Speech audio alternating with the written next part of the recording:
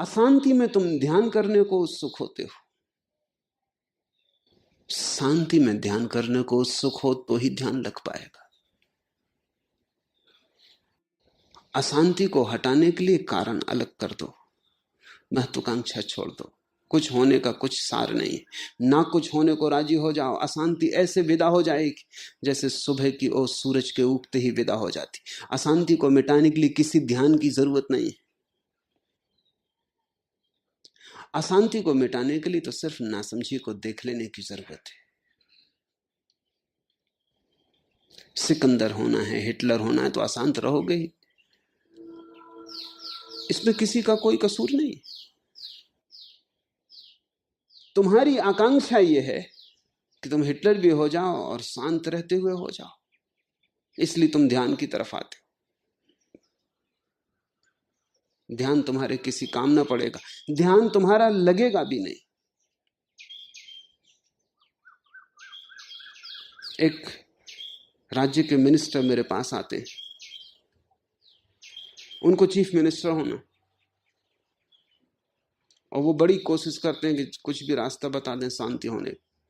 सब गुरुओं के पास जाते हैं कि शांति का कोई रास्ता। उनसे पूछा कि शांति की तुम करना क्या है शांति से?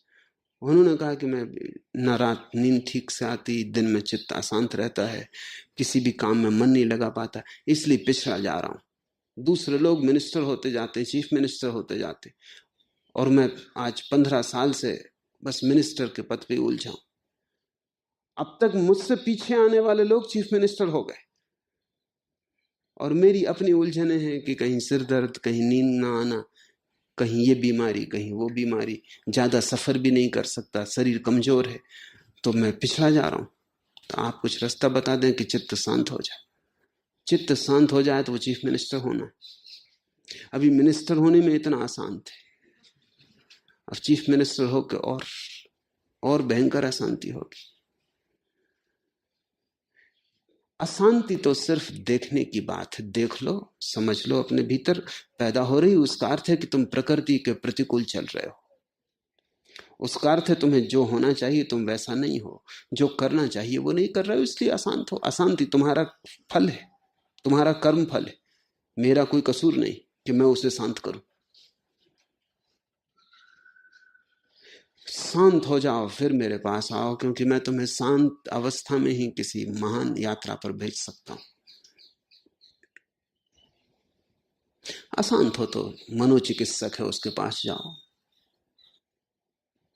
बीमार हो तो चिकित्सक है उसके पास जाओ। जब मन शांत हो, शरीर स्वस्थ हो, तब मेरे पास आ जाना। तब सागर शांत है, लहरों में निमंत्रण है। तुम्हारी छोटी सी नाव को परमात्मा की यात्रा पर भेजा जा सकता है। मेरी उत्सुकता उसमें है।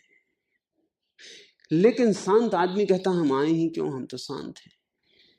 स्वस्थ आदमी कहता है अभी आने की क्या जरूरत, जब अस्वस्थ हो जाएंगे आ जाएंगे। जवान आदमी कहता है अभी तो जवान है, अभी तो भोग लें, बाजार में बड़ा रस है, जब बूढ़े हो जाएंगे तब आ जाएंगे। मुझसे लोग पूछते हैं कि आप जवान लोगों को सन्यास देते? सन्यास तो बुढ़ापे के लिए,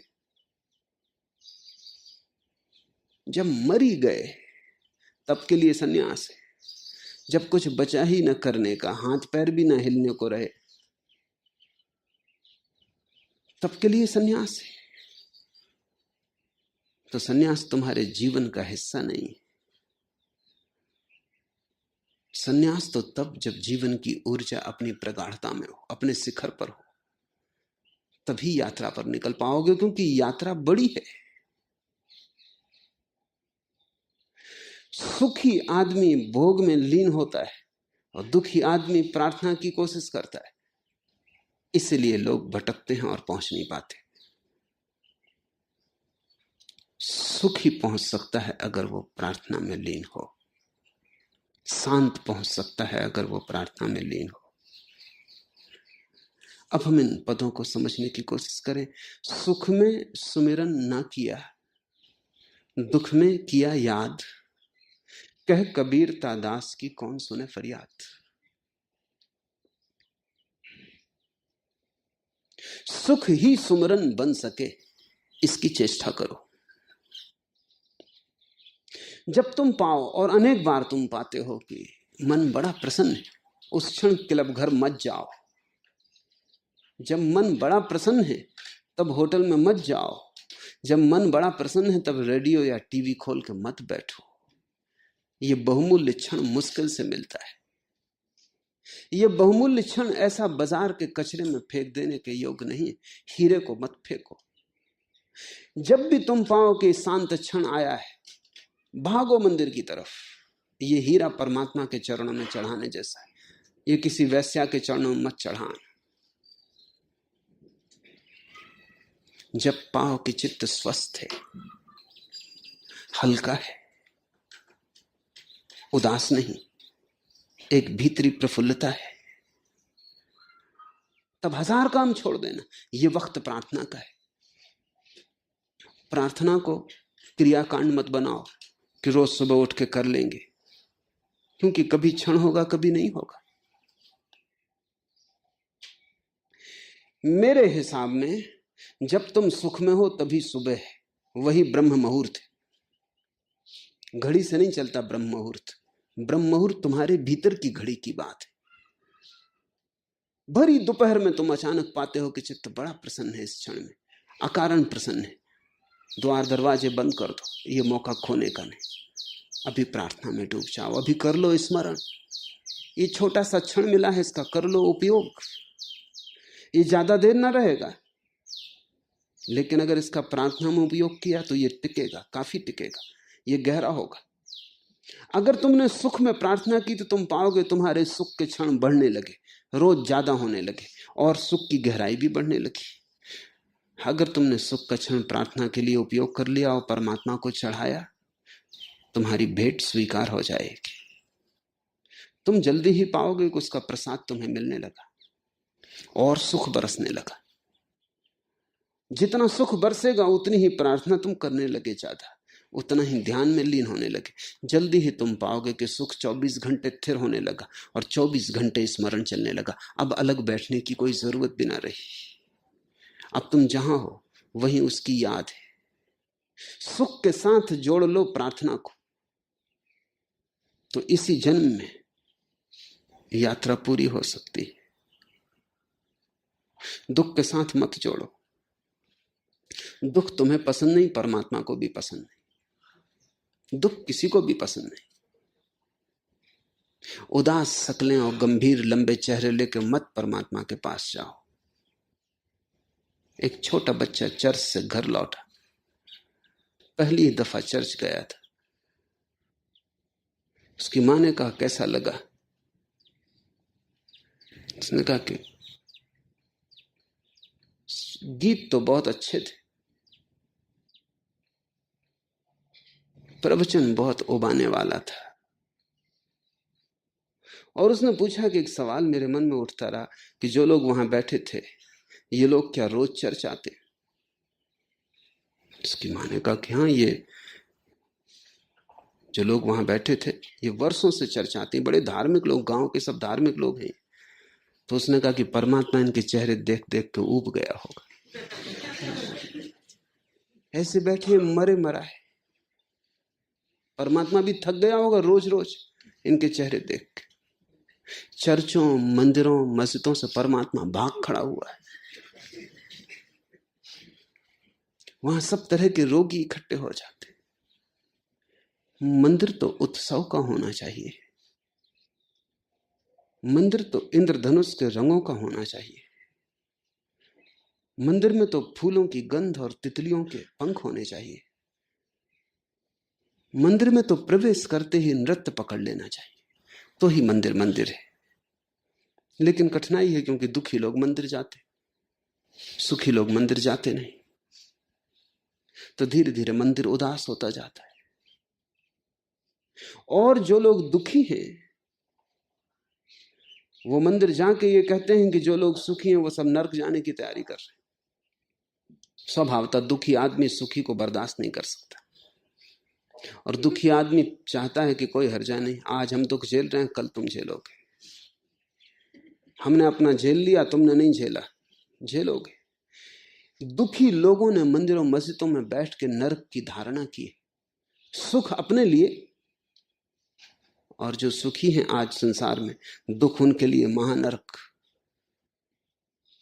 दुखी आदमी किसी को सुखी नहीं देखना चाहता, और दुखी आदमी सुख से बड़ी ईर्ष्या करता है। इसलिए तो तुम्हारे मंदिर मस्जिदों में बैठे गुरु और साधु और संत दुख सिखा रहे हैं। वो सिखा रहे हैं तुम्हें कि उदास हो जाओ, वो सिखा रहे हैं कि उदासी प्रार्थना है, वो सिखा रहे हैं कि गंभीर हो जाओ, वो सिखा रहे हैं कि तुम जितना ही गंभीर और मुर्दा चेहरा लेके आओगे उतनी ही तुम्हारी गहरी प्रार्थना होगी। तो जरा बाहर जगत की तरफ देखो, परमात्मा के बनाए जगत को, वहां तुम उदासी देखते हो। अगर आदमी को हटा दो तो सिवाय उत्सव के वहां कुछ भी नहीं। परमात्मा थकता ही नहीं। फिर वसंत आ जाता है, फिर मेघ घिर जाते, फिर नाद गूंजने लगता है मेघों का, प्रपात बहते जाते हैं परम निनाद में। अगर परमात्मा की तरफ देखो, उसकी कृति की तरफ देखो, और ध्यान रखो कृति की तरफ देखकर ही तुम उसके कर्ता की तरफ आंख उठा पाओगे। अगर तुम चित्रकार को समझना चाहते हो, उसके चित्रों को देखो। और क्या ढंग है इस चित्रकार को समझने का? उसके चित्रों में अगर तुम्हें फूल दिखाई पड़ते हैं और तितलियां दिखाई पड़ती हैं और गीत दिखाई पड़ते हैं, तो जाहिर है कि परमात्मा के मन में उत्सव है, उदासी नहीं। लेकिन उदास आदमी, दुखी आदमी, पीड़ित, परेशान, उत्सुक होता है प्रार्थना में, क्योंकि वो सोचता है शायद प्रार्थना से ही सब चीजें मिट जाएं। और वो सारे मंदिरों को अपने साथ डुबा लेता है। सुख में सुमिरन न किया, दुख में किया याद, कह कबीर तादास की कौन सुने फरियाद। कहां सुनी जाएगी उसकी प्रार्थना, कौन सुनेगा उसकी फरियाद? आनंद में कही गई प्रार्थना ही सुनी जाती, क्योंकि आनंद परमात्मा का स्वर है, वो परमात्मा की भाषा है। दुख तुम्हारी भाषा है, परमात्मा उस भाषा को समझता ही नहीं। दुख तुमने अपना पैदा किया है, परमात्मा ने तो तुम्हें भी फूल की तरह नाचने और गाने को ही पैदा किया है। दुख तुम्हारी कृति है, वो तुम्हारा कर्म है, वो तुम्हारी संभावना नहीं, संभावना तो तुम्हारे आनंद की है। दुख की भाषा परमात्मा को समझ ही नहीं आती। इसलिए जीसस ने कहा है, जो छोटे बच्चों की भांति होंगे वो मेरे प्रभु के राज्य में प्रवेश पा सकेंगे। छोटे बच्चों की भांति नाचते कूदते प्रफुल्लित। सुमिरन सुरति लगाई के, मुख थे कछु न बोल। प्रार्थना कोई बोलना नहीं, प्रार्थना में कुछ कहना नहीं। तुम जो भी कहोगे वो गलत होगा, तुम गलत हो। तुम जो भी कहोगे वो अंधेरे का हिस्सा होगा। तुम्हारी सारी वाणी तुम्हारे मन से आती है, जो अंधकार है, अज्ञान है। इसलिए कबीर कहते हैं, सुमिरन सुरति लगाई के, प्रभु की याद करके, मुंह को बंद करके शांत हो रहो। मुख थे कछु न बोल। कुछ कहने की जरूरत नहीं, परमात्मा समझता है। तुम्हारे चिल्ला चिल्ला के कहने की कोई जरूरत नहीं। एक मुल्ला अजान लगा रहा था मस्जिद पर, कबीर पास से निकले तो उन्होंने चिल्ला के कहा, क्या कर रहा है? क्या बहरा हुआ खुदा है? इतने जोर से क्यों चिल्ला रहा? क्या खुदा बहरा हो गए? शब्द की तो कोई जरूरत नहीं, तुम तो अपने हृदय को उसके सामने खोल के रख दो। तुम ये भी मत कहो कि मुझे ये चाहिए वो चाहिए, क्योंकि तुम्हारी चाह गलत ही होगी, तुम खुद ही पछताओगे पीछे। अगर तुम्हारी चाह भी पूरी हो जाए तो तुम रोओगे, पछताओगे, छाती पीटोगे।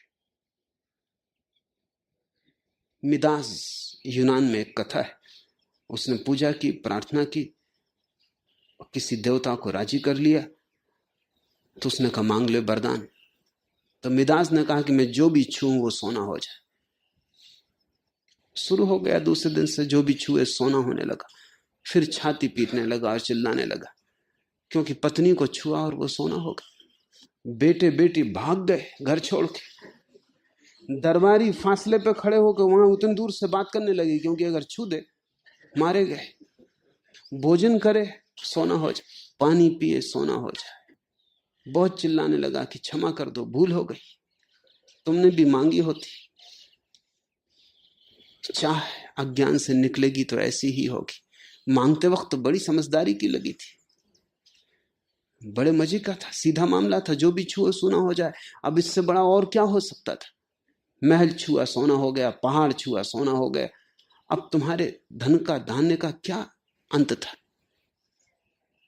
लेकिन अज्ञान देख नहीं सकता पूरी स्थिति। भूखा मरने लगा मिदास, पानी ना पी सके, खाना ना खा सके, पत्नी मर गई, बच्चे घर छोड़ के भाग गए, सारा गांव दुश्मन हो गया। सोना तो हो गई चीजें, लेकिन सोने को खाओगे या पियोगे? और मिदास की कथा अधिक लोगों की कथा है।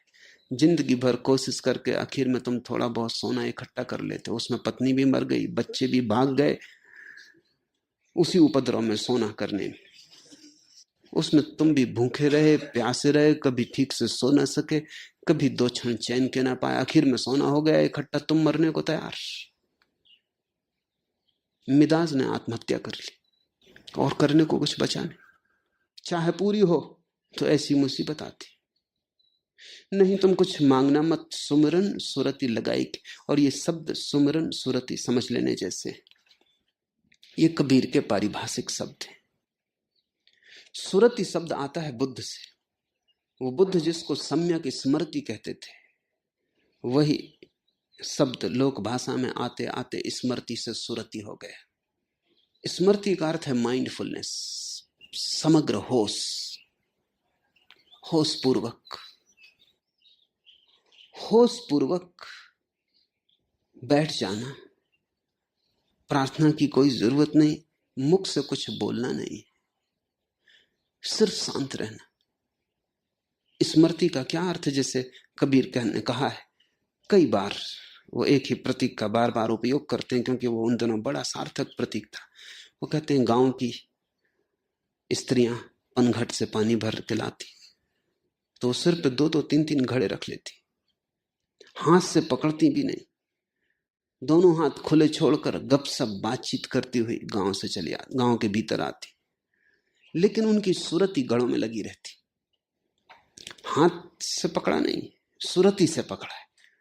याद घड़े की बनी रहती, होश घड़े का बना रहता है कि नहीं तो घड़ा गिर ना जाए।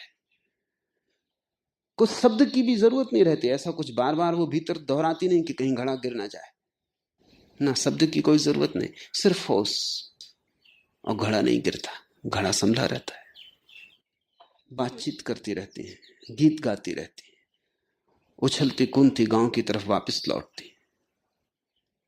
अब तो वैसे दृश्य ना रहे क्योंकि पनघट भी ना रहे, नल घट हैं और उन पर सिवाय उपद्रव के, झगड़े के और कुछ भी नहीं।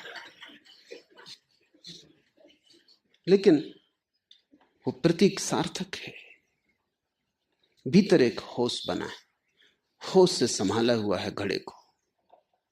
कबीर कहते हैं ऐसे ही शांत होकर बैठ जाना, सिर्फ होश रह जाए, भीतर का दिया जलता रहे, कुछ बोलना मत। सुमरन सुरति लगाई के, मुखते कछु न बोल। लेकिन ये तभी होगा जब तुम सुख में, जब तुम शांति में, जब तुम स्वस्थ, तभी होगा। नहीं तो अशांति घूमती रहेगी, मुख न बोलेगा तो अशांति घूमेगी। इसलिए सुख के क्षण को खोजो, आता है, क्योंकि एक नियम है जीवन का, जब दुख आता है तो सुख भी उसके साथ का पहलू है।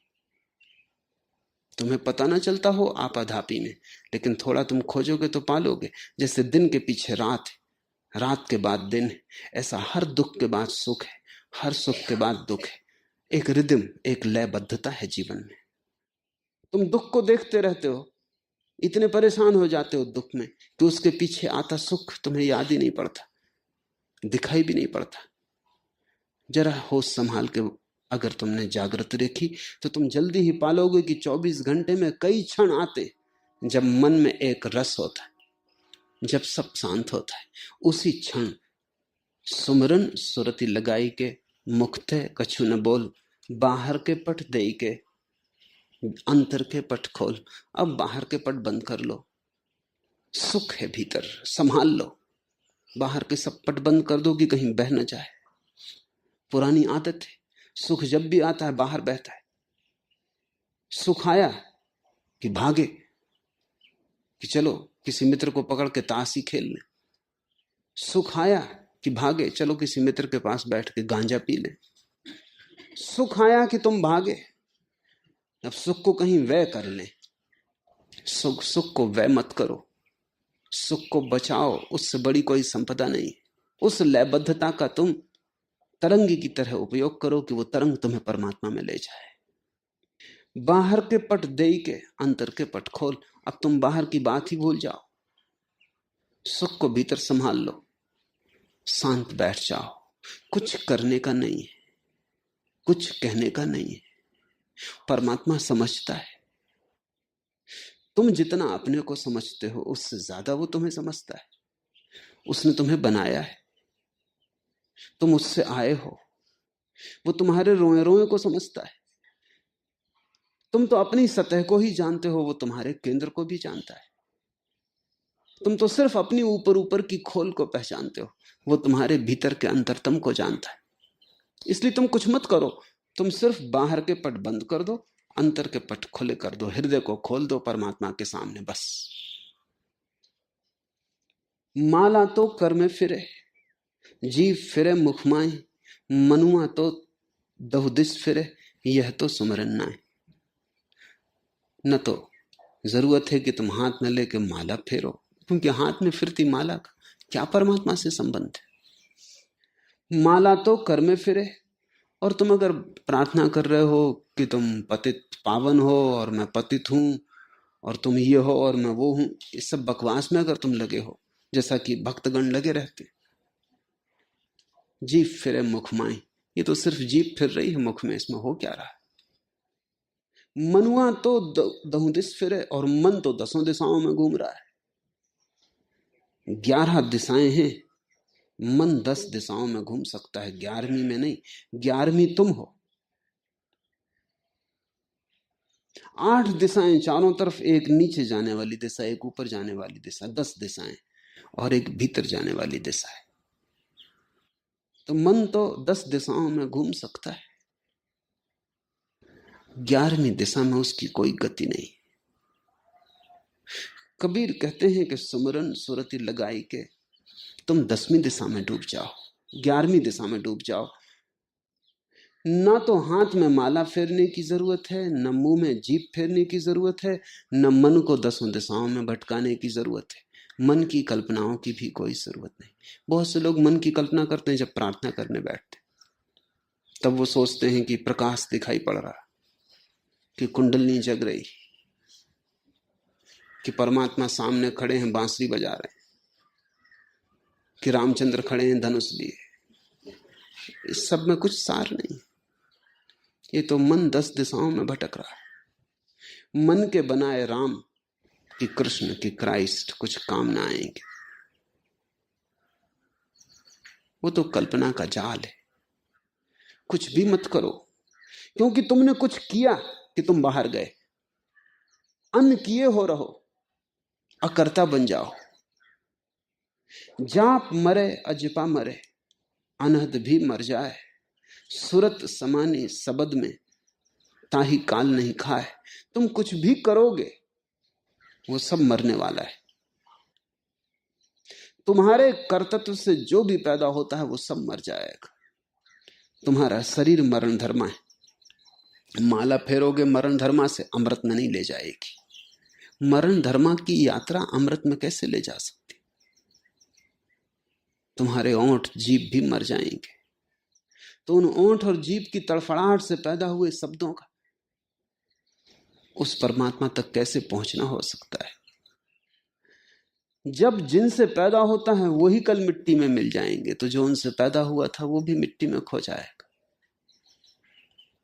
तुम्हारा मन भी मरण धर्मा है, प्रतिपल मरता है। उसकी कल्पनाओं का कुछ सार नहीं है। तुम क्षणभंगुर को मत पकड़ो। इसलिए कबीर एक बड़ी क्रांतिकारी बात कहते हैं जाप मरे। अगर तुमने जाप की, जाप मर जाएगी। अजपा मरे, अगर तुमने अजपा किया, क्योंकि अजपा जाप का ही सूक्ष्म रूप है। पहले तुम जाप करते हो कि तुम राम राम राम राम दोहराते हो, पहले जोर से दोहराते हो, वो स्थूल रूप है। फिर तुम ओठ बंद कर लेते हो, भीतर दोहराते हो राम राम राम, वो सूक्ष्म रूप है, वो जाप है। फिर तुम वो भी बंद कर देते हो कि तुम दोहराते नहीं,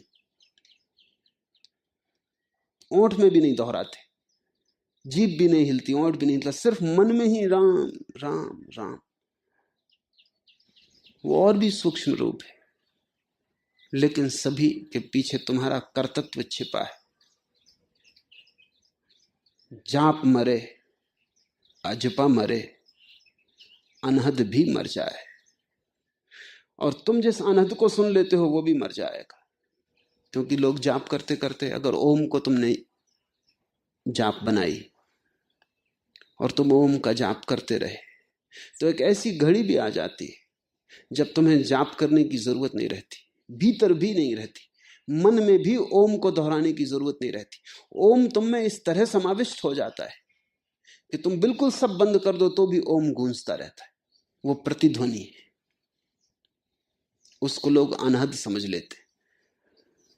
ऐसा समझो कि जैसे हम एक घंटा बजाएं, घंटा बंद हो गया, लेकिन थोड़ी देर पीछे उसकी प्रतिध्वनि गूंजती रह जाती, धीरे धीरे धीरे धीरे प्रतिध्वनि खोती। अगर तुम वर्षों तक ओम का पाठ करते रहो तो तुम्हारे भीतर इतना मोमेंटम इकट्ठा हो जाएगा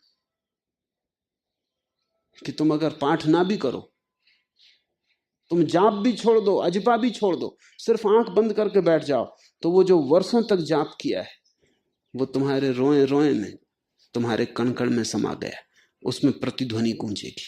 अब तुम अचानक पाओगे कि ओम का तो जाप अपने आप हो रहा है, ये भी मर जाएगा, ये भी प्रतिध्वनि। जब मूल ही मर गया तो प्रतिध्वनि कितनी देर रह जाएगी। इसलिए कबीर कहते हैं अनहद भी मर जाए। अनहद का अर्थ है ओंकार। सुरत समानी शब्द में ताह काल नहीं खाए, सिर्फ एक ही चीज बचती है, उसी को पकड़ लो, वही सहारा है। उससे तुमने कुछ और पकड़ा कि तुम डूबे। सुरत समानी शब्द में तुम्हारी जो स्मृति की क्षमता है, जागरण की क्षमता है, होश की क्षमता है, ये तुम्हारे भीतर। शब्द पारिभाषिक शब्द है। बाइबल में कहा है, in the beginning there was word, only the word existed and nothing else. शुरू में शब्द था, उस शब्द से ही सब पैदा हुआ, उस शब्द के अतिरिक्त शुरू में कुछ भी न था। इस शब्द को तुम शब्द मत समझ लेना।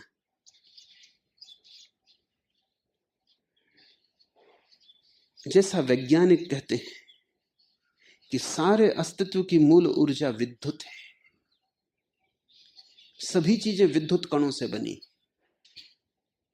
वैसे ही ज्ञानियों ने कहा है कि सभी चीजों की मूल ऊर्जा ध्वनि है, विद्युत नहीं, और सभी चीजें ध्वनि से ही बनी। और इन दोनों में बड़ा तालमेल है और दोनों सही हो सकते हैं, क्योंकि वैज्ञानिक कहते हैं कि विद्युत से ही ध्वनि बनी, और ज्ञानी कहते हैं कि ध्वनि का ही संघात विद्युत को पैदा करता है। दोनों सही हो सकते हैं, दो तरफ से एक ही चीज को देखने का ढंग मालूम होता है। अगर तुम एक ही ध्वनि का उच्चार करते रहो तो ताप पैदा हो जाता है। इतना ताप भी पैदा हो सकता है कि तुम कल्पना ना कर सको। तिब्बत में उसके बड़े प्रयोग किए गए, और एक खास योग की साधना है तिब्बत में ताप पैदा करने की। तो तिब्बत में तो बर्फ जमी रहती, चारों तरफ बर्फ पड़ती रहती, और उस योग का साधक नग्न खड़ा रहता है बर्फ में, और पसीना चूता रहता है, नग्न खड़ा रहता और शरीर से पसीना झरता रहता। वो कुछ भी नहीं करता, वो सिर्फ भीतर। तिब्बत का एक मंत्र है, ओम मणि पद में हुम, ओंकार का ही एक रूप है, वो उसका भीतर पाठ करता है। वो उसकी जोर से रटन करता है। वो रटन इतनी गहन हो जाती है, उसकी चोट इतनी गहरी पड़ती कि सारा शरीर उत्तप्त हो जाता है। गिरती बर्फ में हाथ से पसीना चूने लगता है। दोनों सही हो सकते हैं। संगीतज्ञों ने बहुत बार संगीत से दिए को जलाया है। जो लोग मिलिट्री साइंस का अध्ययन करते हैं, सैन्य विद्या का, उनको पता है कि पुलों पर से जब सैनिक गुजरते हैं तो उनको कह दिया जाता है वो लयबद्धता से न गुजरे, एक साथ पैर न उठाएं, पैरों की लयबद्धता तोड़ दें। क्योंकि बहुत बार बड़े बड़े पुल सैनिकों की लयबद्धता से गिर गए। सैनिक गुजरते तो उनके तो पैर लेफ्ट राइट एक साथ उठते। उस चोट से एक खास तरह की ध्वनि पैदा होती। और अनेक बार बड़े से बड़े मजबूत पुल जिन पे से ट्रेनें गुजर जाती थी, ट्रक गुजर जाते थे, थोड़े से सैनिकों के गुजरने से गिर गए। ध्वनि का एक आघात है। और अब तो ध्वनि पर काफी अध्ययन हो रहा है। रविशंकर के सितार पर कनाडा में प्रयोग किया गया है। रविशंकर सितार बजाते रहे और दोनों तरफ दो क्यारियों में बीज बोए गए। वो रोज 1 घंटा वहां सितार बजाते और वो बीज धीरे धीरे बड़े होते। वो सब पौधे सितार की तरफ झुके हुए बड़े, सब पौधे, एक भी पौधा दूसरी तरफ नहीं झुका। सब पौधे जैसे सुनने को बहरा आदमी कान पास ले आता, ऐसे पौधे सितार सुनने को कान पास ले आए। और सितार के कारण जो गति, जो पौधा 3 महीने में फूल देने योग्य होता, वो 1.5 महीने में फूल देने योग्य हो गया। तो ध्वनि ने कुछ जीवन ताप पैदा किया, कुछ ऊर्जा पैदा की। संगीत ने कुछ किया। मोज़ार्ट का एक प्रसिद्ध संगीत, जिसको कि अनेक मुल्कों में कानूनी रूप से रोक लगाती गई है, उसका कोई उपयोग नहीं कर सकता, क्योंकि बहुत से लोग उसको सुनते वक्त मर गए।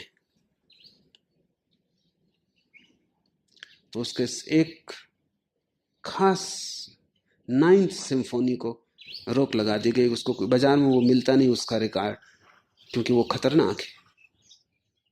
वो इतना शांति में ले जाता है कि आदमी तत्क्षण विलीन हो जाता। तो शांति धीरे धीरे समाधि बन जाती, मौत हो जाती। कबीर जिसको शब्द कहते हैं, वो शब्द का अर्थ है इस जगत की मूल ध्वनि, जिससे सारा जगत पैदा हो, वही ओंकार है। उसे तुम्हारे जाप से सुनने की जरूरत नहीं है। जिस दिन तुम बिल्कुल ही शांत हो जाओगे, उस दिन वो सुनाई पड़ेगी।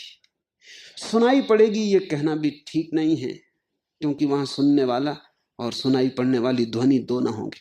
तुम ही सुनोगे तुम ही को। तुम्हारा ही अस्तित्व ध्वनित होगा। उस परम ध्वनि का नाम शब्द है। इसलिए शब्द को मैं शब्द ही कह रहा हूं, शब्द नहीं। शब्द मत कहना। शब्द कबीर का लोगोस, या जिसको दी वर्ड बाइबल में कहा है, वो जीवन की, अस्तित्व की परम ध्वनि, जिससे सब चीजें निर्मित हुई हैं। कबीर कहते हैं, सूरत समानी शब्द में जब तुम अपने उस मूल स्रोत में समा जाओगे, इतने शांत हो जाओगे कि जैसे गंगा गंगोत्री में समा गई। ऐसा समझो कि वृक्ष में फल लगे, फल वापस फूलों में समा गए, फूल वापस पत्तियों में समा गए, पत्तियां वापस शाखाओं में समा गई, शाखाएं पीड़ में समा गई, पीड़ जड़ों में समा गई, जड़ें वापस बीज में समा गई। वो बीज शब्द। तुमने सब विस्तार समेट लिया, सब पसारा समेट लिया और समाने लगे भीतर। एक ऐसी घड़ी आती जब तुम्हारी चेतना, तुम्हारा होश मूल बीज में समा जाता है। कबीर कहते हैं वही एक अमृत है, बाकी तो सब मर जाएगा। तुम्हारा किया कुछ भी ना बचेगा। जो तुम्हारे से भी पहले से है, जो तुम्हारे करने के पीछे छिपा है, जो तुम हो वही बचेगा। कृत्य तो खो जाएंगे, कर्ता खो जाएगा, सिर्फ आत्मा बचेगी। सूरत समानी शब्द में ताही काल नहीं खाए, तू करता तू भया, मुझ में रही ना हूं। और कबीर कहते हैं कि समाते समाते भीतर सूरत ही के डूबते डूबते, और उस सारे डूबने में तेरी ही याद थी, शब्दों में कही नहीं, माला से फेरी नहीं, ओंठों पर दोहराई नहीं, भीतर जाप न किया, अजपा की फिक्र न की, लेकिन इस सारी यात्रा में याद तेरी थी। याद शब्दों की न थी, प्राणों की थी। स्मरण तेरा ही बना था। तू करता तू भया, और जितनी ये याद गहन होने लगी उतना ही पाया कि मैं तो मिटता जा रहा हूं और तू ही होता जा रहा है। तू करता तू भया, मुझ में रही न हूं। और एक दिन अचानक पाया कि मैं तो खो ही गया, हूं भी खो गई। मैं हूं, हम कहते हैं, मैं अहंकार, अकड़ हूं, अकड़ की छाया, अस्मिता। उतनी अकड़ नहीं, बड़ी विनम्र। मैं का आदमी तो अलग दिखाई पड़ता, अकड़ा हुआ। उसको तुम पहचान सकते हो, उसकी चाल, उसकी आंख, उसका ढंग। हर घड़ी वो कह रहा है, अपनी चारों तरफ संदेश भेज रहा है, ब्रॉडकास्ट कर रहा है कि मैं कुछ हूं। तुमने मुझे समझ क्या रखा है। हर घड़ी वो बतला रहा है कि मैं कुछ हूं, कपड़ों से, उठने बैठने से। ये तो सीधी स्थूल अहंकार की दशा है, इसको हमने अहंकार कहा है। फिर एक और अहंकार की दशा है जो बड़ी विनम्र है, साधुओं में मिलेगी, समाज सेवकों में मिलेगी, सज्जन पुरुषों में मिलेगी। ये तो दुर्जन में मिलता है। अहंकार के अकड़ा हुआ खड़ा है, सज्जन झुका हुआ खड़ा होता है। वो तो कहता मैं तो आपके पैरों की धूल हूं। वो तो लखनवी होता है, वो कहता पहले आप।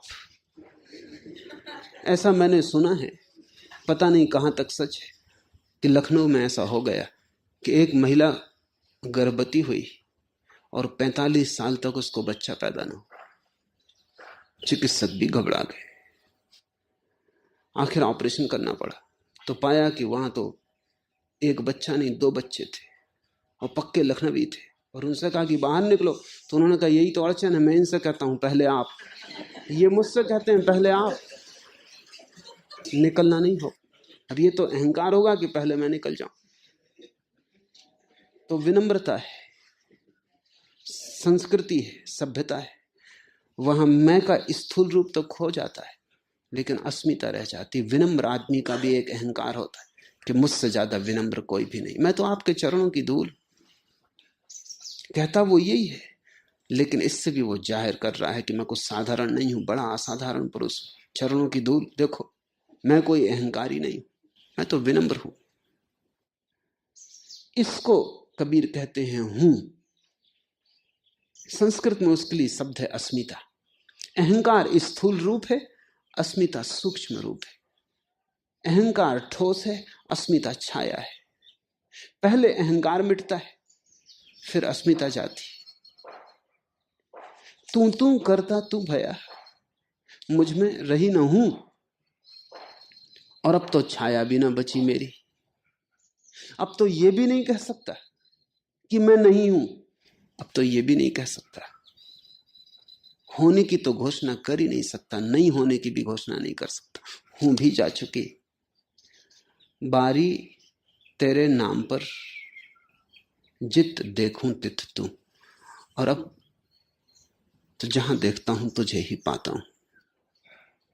बाहर भीतर सब खो गया, तू ही बचा। अपना पराया सब खो गया, तू ही बचा। पदार्थ चेतना सब विलीन हो गई, तू ही बचा। बूंद सागर में गिर गई। ये घड़ी है समाधि की, यही घड़ी तुम्हारी परम नियति है। और जब तक तुमने इसे न पाया तब तक कुछ भी पालो, समझना कि कुछ पाया नहीं। और जब इसे पा लिया तो कुछ पाने योग्य बचता नहीं।